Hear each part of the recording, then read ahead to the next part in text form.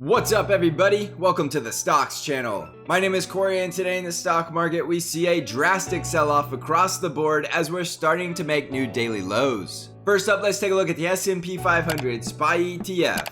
So let's crack open this chart and see what's going on in the stock market today. Alright, so today in SPY we were down 1.74% and we did have FOMC today, so it was expected to be a very volatile day. But going into today, we did know we had a downtrend and we did know that we are below the critical risk level at SPY 390. So remember, I really think the market is just as simple as you need to be risk off while SPY is below 390, and you need to respect the fact that bears will show up at that level, and that is exactly what we saw today with a very clear rejection from that resistance, and we did close that little bit of gap that was right around 389. And then we closed at the low of the day and even closed one of the gaps to the downside at 378. So today is just another reminder that this market is currently in a downtrend of lower highs and lower lows, and we are below the risk level at 390. So you should be expecting a retest of the June lows by month end because that is the path we're currently on. So at this point, we do expect to see SPY down here right around 368.5 by the end of the month, which will also fill the gap, which is right around 369. Remember, nothing has to happen in a straight line, so we could see a bounce in the short term,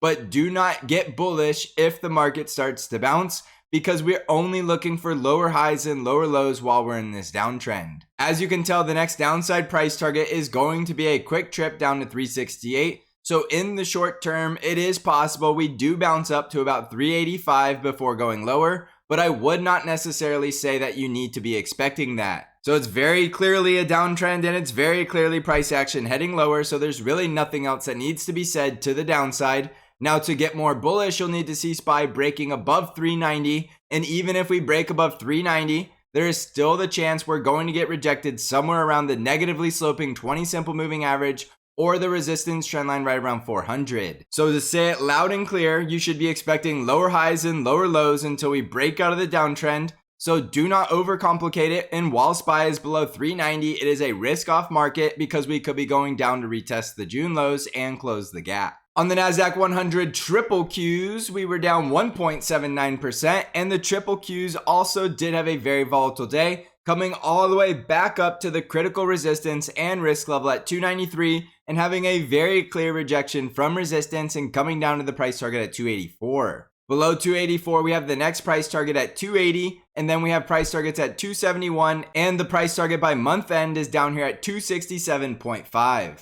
You can see this was a very high volume sell-off day, so there's a lot of volume behind this move, but we are currently sitting at levels of interest at 284 and very close to 280, so do keep in mind it is possible we could see a bounce in the short term before we reach the price target by the end of the month. To get more bullish on the triple Qs, we'll need to break back over 293, our negatively sloping 20 simple moving average, and our resistance trend line just below 300. It's clearly a downtrend of lower highs and lower lows, so don't go against the trend for any prolonged amount of time. If you're buying at support, you're taking profits very quickly because we are in a downtrend. On the Dow Jones, we were down 1.7%, and the Dow Jones lost that support at 305, and it does look like it's heading down to the next price target at 298.7, with the end of the month price target down there at 293.5, and then we could see even lower prices to fully fill the gap at 285. To the upside, you're looking for a resistance at 305.8 and the risk level at 312. And our resistance trend line is all the way up there at 317. On the Russell 2000 IWM ETF, we were down 1.53% today, and intraday we did close the gap to the upside right around 181,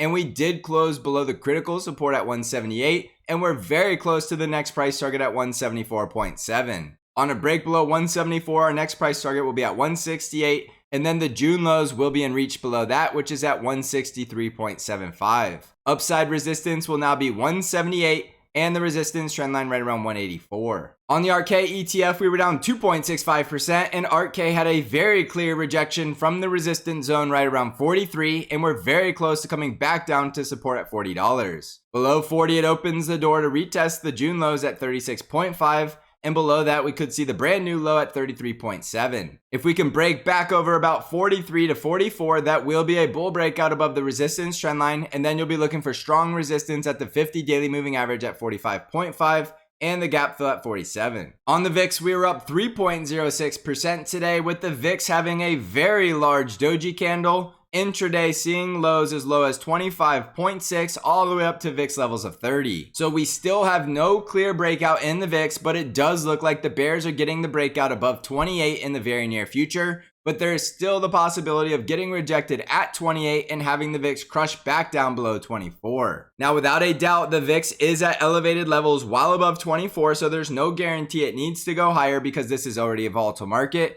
So keep in mind, this does favor the bear market scenario while the VIX is above 24. On Bitcoin, we're currently down about 2%, and Bitcoin is currently trading below 19,000, which is our critical support level, which means Bitcoin could be preparing to make the next leg lower with the price target down there at 17,000. This is clearly a breakdown of support, but we don't yet have the closing candle. But so far, it's not looking good for the Bitcoin bulls because we have a very clear rejection from the 20 simple moving average. The bulls will need to break all the way back above 21,600 to start breaking this downtrend, and that is a ways away, and right now it currently looks like we're continuing into the downtrend. On Amazon, we were down 3% today, closing below the lower Bollinger Band and getting very close to our next price target at 115. We do have a gap to fill to the upside just below 126, but for the time being, it looks like a failure to hold the support trend line with 4 daily candles below support, so it does look like we're coming down to that target at 115. If we bounce, you're looking for resistance around 126 to about 128, and we'll need to get back over all of that resistance before we can start getting more bullish. On Microsoft stock, we were down 1.44%, and Microsoft did close below the June lows today, so this could be an ominous signal that the rest of the market is getting ready to do the same. Remember, this is a market moving stock and we're not talking about small potatoes here. So breaking below the June lows means Microsoft is more than likely trading down to about 231. With a large cap stock like Microsoft trending lower, that is going to continue to put downward pressure on the indices. Upside resistance will be 242 and this previous daily high around 245. On Nvidia, we were up 0.65%, so Nvidia is looking like it's running out of sellers because on a day like today, we did close green, and that is mostly because we have been selling off for a long time, and there are more than likely just no sellers left in this stock. So for that reason, you could continue to use the risk level at 129, but on a break below 129, look for a retest of the low at 126. And on a break above about 135, we could go fully close the gap just below 142 and test resistance at 145. On Tesla stock, we were down 2.57% today, and Tesla did get that strong rejection from 309, which does increase the probability we are going to build out this right shoulder